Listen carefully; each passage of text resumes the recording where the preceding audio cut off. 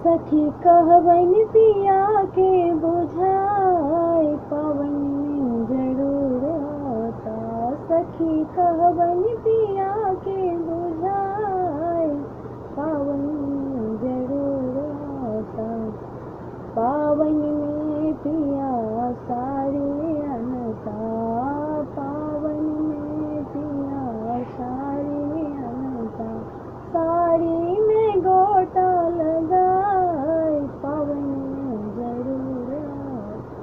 सखी कहवन पिया के बुझाए पवन में जरूर आए।